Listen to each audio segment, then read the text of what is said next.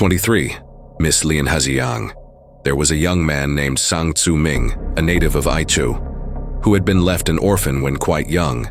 He lived near the saffron market and kept himself very much to himself, only going out twice a day for his meals to a neighbor's close by, and sitting quietly at home all the rest of his time. One day the said neighbor called and asked him in joke if he wasn't afraid of devil foxes so much alone as he was. "Oh," replied Sang, laughing, "what has the superior man to fear from devil foxes? If they come as men, I have here a sharp sword for them, and if as women, why, I shall open the door and ask them to walk in." The neighbor went away, and having arranged with a friend of his, they got a young lady of their acquaintance to climb over Sang's wall with the help of a ladder and knock at the door. Sang peeped through and called out, "Who's there?" To which the girl answered, "A devil," and frightened Sang so dreadfully that his teeth chattered in his head. The girl then ran away, and next morning when his neighbor came to see him, Sang told him what had happened and said he meant to go back to his native place. The neighbor then clapped his hands and said to Sang, "Why didn't you ask her in?" Whereupon Sang perceived that he had been tricked and went on quietly again as before. Some 6 months afterwards, a young lady knocked at his door, and Sang, thinking his friends were at their old tricks, opened it at once and asked her to walk in. She did so, and he beheld to his astonishment a perfect Helen for beauty. Asking her whence she came, she replied that her name was LIEN-HSIANG, and that she lived not very far off, adding that she had long been anxious to make his acquaintance. After that, she used to drop in every now and again for a chat.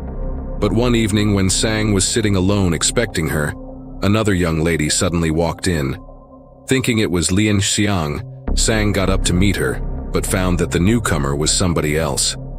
She was about 15 or 16 years of age, wore very full sleeves, and dressed her hair after the fashion of unmarried girls, being otherwise very stylish looking and refined, and apparently hesitating whether to go on or go back.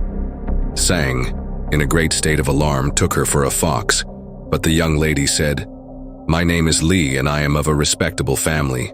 Hearing of your virtue and talent, I hope to be accorded the honor of your acquaintance."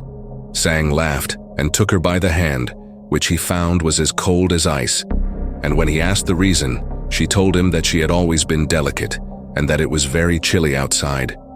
She then remarked that she intended to visit him pretty frequently and hoped it would not inconvenience him.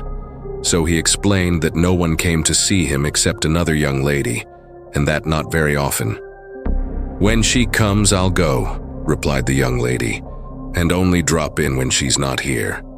She then gave him an embroidered slipper, saying that she had worn it, and that whenever he shook it, she would know that he wanted to see her, cautioning him at the same time never to shake it before strangers. Taking it in his hand, he beheld a very tiny little shoe, almost as fine-pointed as an awl, with which he was much pleased. And next evening, when nobody was present, he produced the shoe and shook it, whereupon the young lady immediately walked in. Henceforth, whenever he brought it out, the young lady responded to his wishes and appeared before him. This seemed so strange that at last he asked her to give him some explanation, but she only laughed and said it was mere coincidence. One evening after this, LIEN-HSIANG came and said in alarm to Sang, "Whatever has made you look so melancholy?" Sang replied that he did not know, and by she took her leave, saying they would not meet again for some 10 days. During this period, Miss Li visited Sang every day, and on one occasion asked him where his other friend was. Sang told her, and then she laughed and said, "What is your opinion of me as compared with LIEN-HSIANG?" "You are both of you perfection," replied he, "but you are a little colder of the two." Miss Li didn't much like this and cried out, "Both of us perfection is what you say to me. Then she must be a downright Cynthia, and I am no match for her." Somewhat out of temper, she reckoned that LIEN-HSIANG's 10 days had expired, and said she would have a peep at her, making Sang promise to keep it all secret. The next evening, LIEN-HSIANG came, and while they were talking, she suddenly exclaimed, "Oh dear, how much worse you seem to have become in the last 10 days. You must have encountered something bad." Sang asked her why so, to which she answered, "First of all, your appearance, and then your pulse is very thready. You've got the devil disease." The following evening when Miss Li came, Sang asked her what she thought of LIEN-HSIANG. "Oh," said she, "there's no question about her beauty, but she's a fox. When she went away, I followed her to her hole on the hillside." Sang, however, attributed this remark to jealousy and took no notice of it.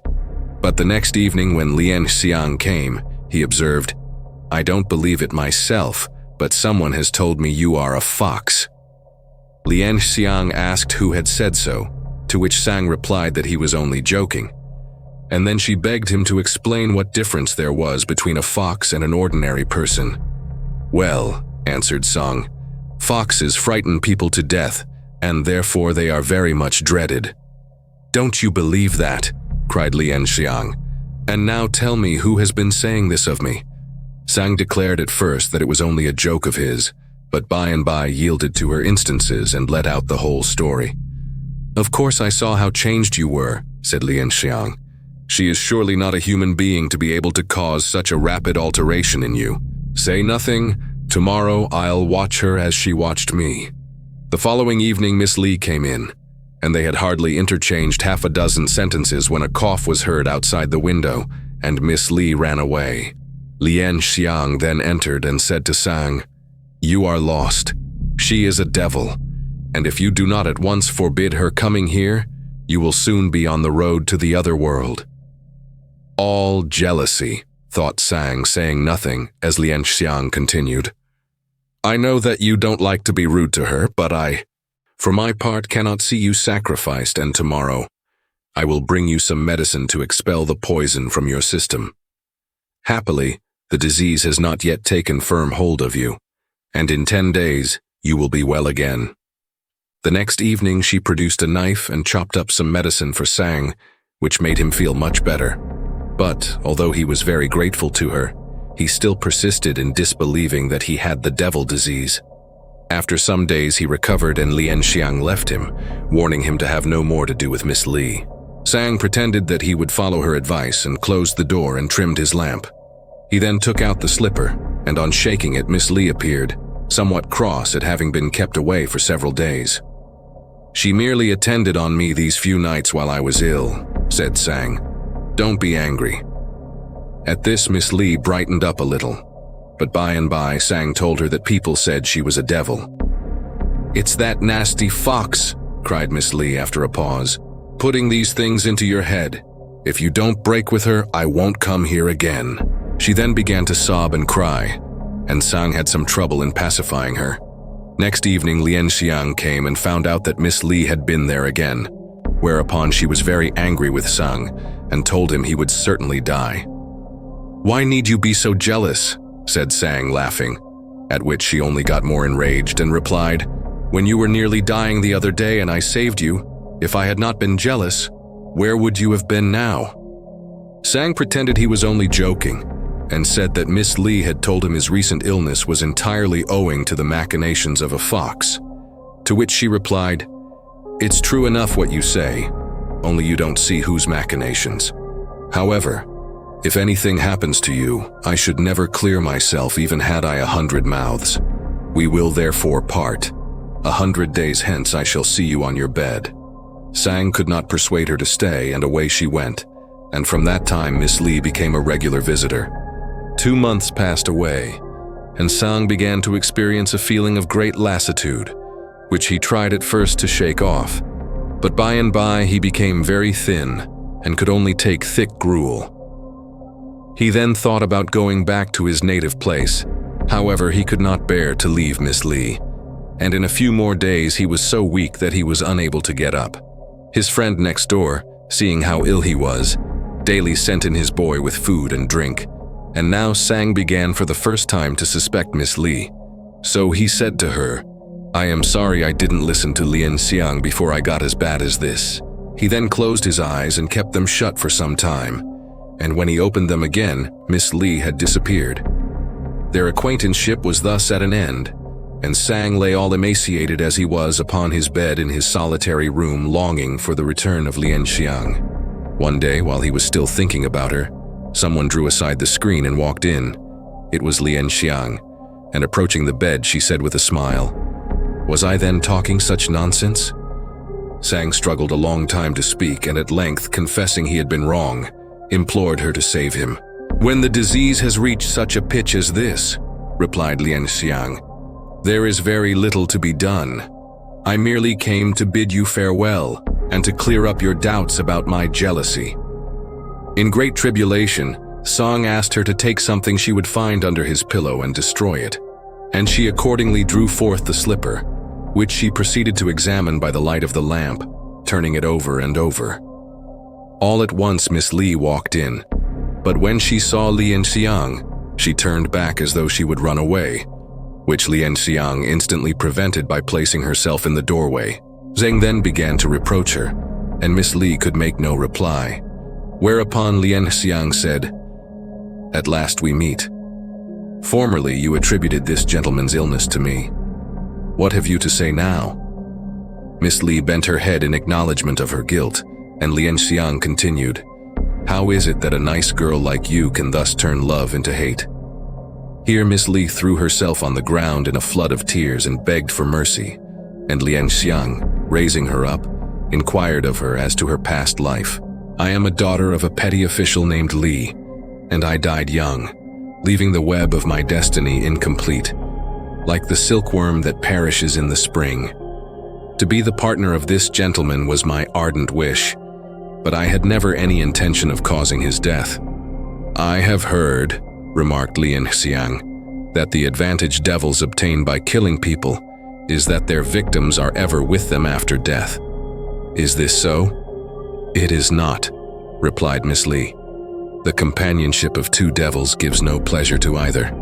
Were it otherwise, I should not have wanted for friends in the realms below. But tell me, how do foxes manage not to kill people?" "You allude to such foxes as suck the breath out of people," replied LIEN-HSIANG. "I am not of that class. Some foxes are harmless. No devils are because of the dominance of the yin in their compositions." Sang now knew that these two girls were really a fox and a devil. However, from being long accustomed to their society, he was not in the least alarmed. His breathing had dwindled to a mere thread, and at length he uttered a cry of pain. LIEN-HSIANG looked round and said, "How shall we cure him?" Upon which Miss Li blushed deeply and drew back, and then LIEN-HSIANG added, "If he does get well, I'm afraid you will be dreadfully jealous." Miss Li drew herself up and replied, "Could a physician be found to wipe away the wrong I have done to this gentleman, I would bury my head in the ground. How should I look the world in the face?" LIEN-HSIANG here opened a bag and drew forth some drugs, saying, "I have been looking forward to this day. When I left this gentleman, I proceeded to gather my simples, as it would take 3 months for the medicine to be got ready. But then, should the poison have brought anyone even to death's door, this medicine is able to call him back. The only condition is that it be administered by the very hand which wrought the ill." Miss Li did as she was told, and put the pills LIEN-HSIANG gave her one after another into Sang's mouth. They burnt his inside like fire, but soon vitality began to return, and LIEN-HSIANG cried out, "He is cured." Just at this moment Miss Li heard the cock crow and vanished, LIEN-HSIANG remaining behind in attendance on the invalid, who was unable to feed himself. She bolted the outside door and pretended that Sang had returned to his native place, so as to prevent visitors from calling. Day and night she took care of him, and every evening Miss Li came in to render assistance, regarding LIEN-HSIANG as an elder sister, and being treated by her with great consideration and kindness. 3 months afterwards Sang was as strong and well as ever he had been, and then for several evenings Miss Li ceased to visit them, only staying a few moments when she did come, and seeming very uneasy in her mind. One evening Sang ran after her and carried her back in his arms, finding her no heavier than so much straw, and then, being obliged to stay, she curled herself up and lay down, to all appearance in a state of unconsciousness, and by she was gone. For many days they heard nothing of her, and Sang was so anxious that she should come back that he often took out her slipper and shook it. "I don't wonder at your missing her," said LIEN-HSIANG. "I do myself very much indeed. Formerly, observed Sang. "When I shook the slipper, she invariably came. I thought it very strange, but I never suspected her of being a devil. And now, alas, all I can do is to sit and think about her with this slipper in my hand." He then burst into a flood of tears. Now, a young lady named LIEN-HSIANG, belonging to the wealthy Chang family, and about 15 years of age, had died suddenly without any apparent cause, and had come to life again in the night when she got up and wished to go out. They barred the door and would not hear of her doing so, upon which she said, "I am the spirit daughter of a petty magistrate. A Mr. Sang has been very kind to me, and I have left my slipper at his house. I am really a spirit. What is the use of keeping me in?"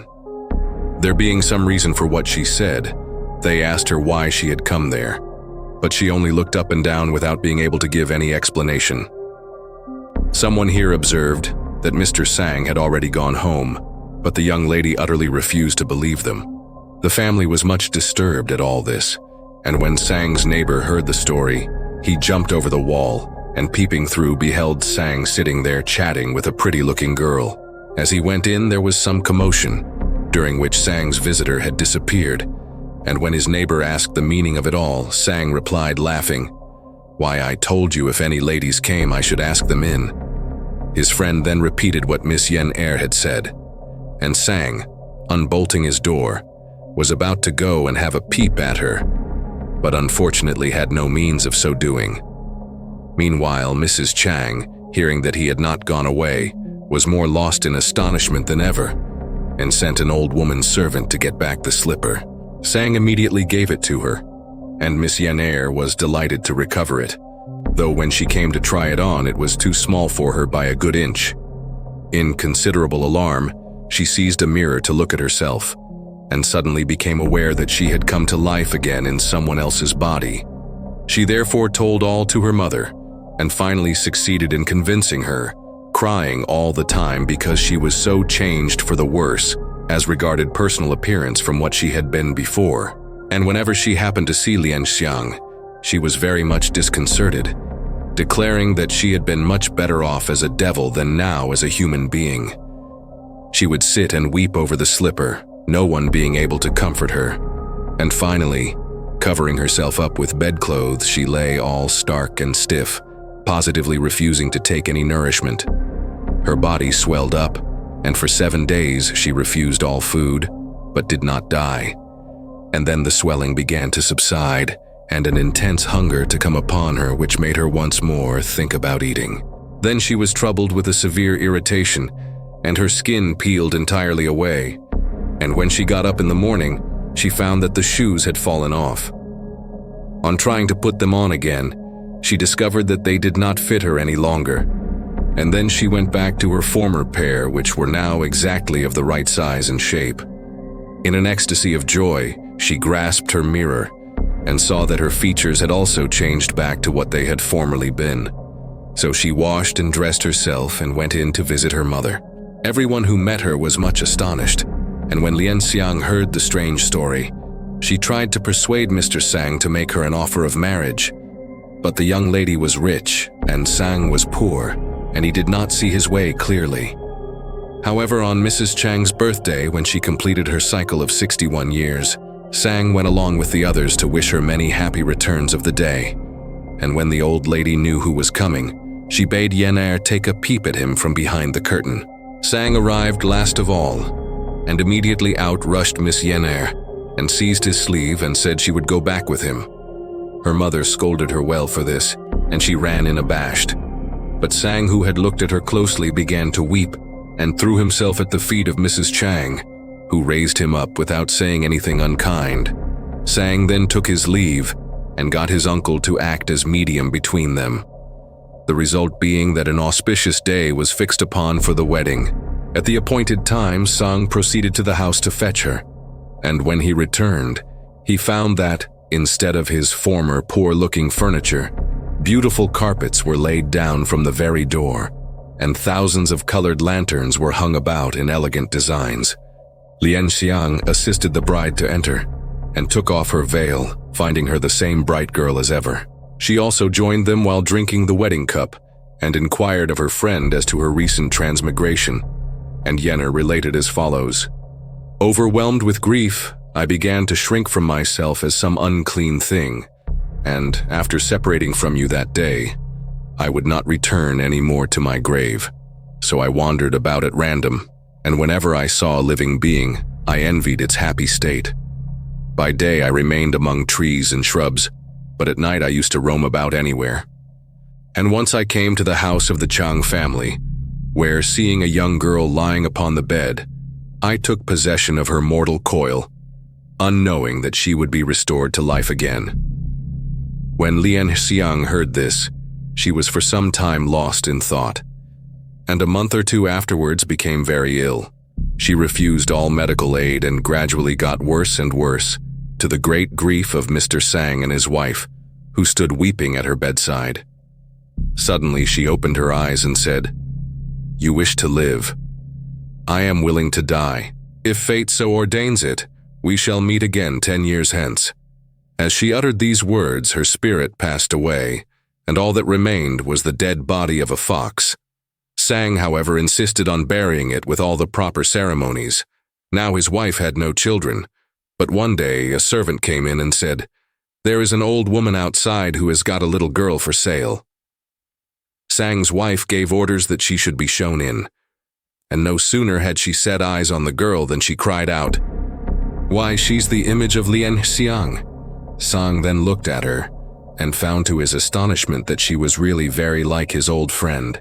The old woman said she was 14 years old, and when asked what her price was, declared that her only wish was to get the girl comfortably settled, and enough to keep herself alive, and ensure not being thrown out into the kennel at death. So Sang gave a good price for her, and his wife, taking the girl's hand, led her into a room by themselves. Then, chucking her under the chin, she asked her, smiling, "Do you know me?"